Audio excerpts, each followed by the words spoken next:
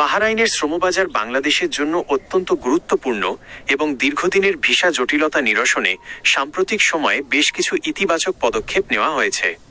সর্বশেষ প্রাপ্ত তথ্য অনুযায়ী 2025 সালের শেষ ভাগ এবং 2026 সালের শুরুর দিকে বাংলাদেশ সরকার বাহরাইন সরকারের কাছে পুনরায় ভিসা চালু করার জোরালো অনুরোধ জানিয়েছে। এই বিষয়ে বর্তমান পরিস্থিতি নিচে তুলে ধরা হলো। সাম্প্রতিক কূটনৈতিক তৎপরতা। 2025 সালের নভেম্বরে বাহরাইনে অনুষ্ঠিত 21তম মানামা ডায়ালগের পার্শ্ব বৈঠকে বাংলাদেশের পররাষ্ট্র উপদেষ্টা মো. তৌহিদ হোসেন বাহরাইনের উপ-স্বরাষ্ট্রমন্ত্রী আদেল বিন খলিফা আল ফাদেলের সঙ্গে সাক্ষাৎ করেন।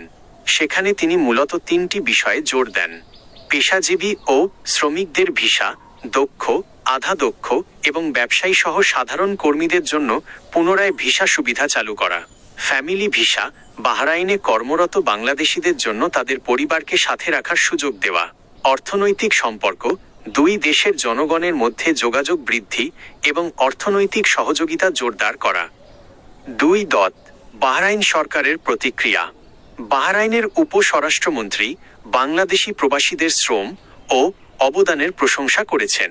তিনি জানিয়েছেন যে তার সরকার ধাপে ধাপে ইন ফেজেস বাংলাদেশিদের জন্য ভিসা সুবিধা পুনরায় চালু করার বিষয়ে সক্রিয়ভাবে কাজ করছে। 3. বর্তমান প্রেক্ষাপট ও সমস্যা। 2018 সাল থেকে বন্ধ। মূলত 2018 সাল থেকে সাধারণ কর্মীদের জন্য নতুন ভিসা ইস্যু করা বাহরাইন স্থগিত রেখেছিল। অনিয়মিত শ্রমিক ইস্যু। বাহরাইনে বিপুল সংখ্যক অনিয়মিত বা ভিসার মেয়াদ শেষ হওয়া বাংলাদেশি শ্রমিক রয়েছেন। তাদের নিয়মিত করার বিষয়টিও আলোচনার টেবিলে রয়েছে। ব্যবসায়ীদের দুর্ভোগ। দীর্ঘ সময় ভিসা বন্ধ থাকায় অনেক বাংলাদেশি ব্যবসায়ী প্রতিষ্ঠান ক্ষতিগ্রস্ত হয়েছে, যা নিয়ে বর্তমানে সরকার কাজ করছে। সংক্ষেপে, বাহরাইন সরকার ভিসা চালুর বিষয়ে ইতিবাচক আশ্বাস দিয়েছে এবং এটি পর্যায়ক্রমে কার্যকর হওয়ার সম্ভাবনা রয়েছে। তবে বর্তমানে সম্পূর্ণভাবে সব ক্যাটাগরির ভিসা উন্মুক্ত হয়নি, বরং ধাপে ধাপে খোলার প্রক্রিয়া চলছে। আপনি কি বাহরাইনের বর্তমান কাজের ভিসার নিয়ম বা আবেদনের প্রক্রিয়া সম্পর্কে আরও কিছু জানতে চান?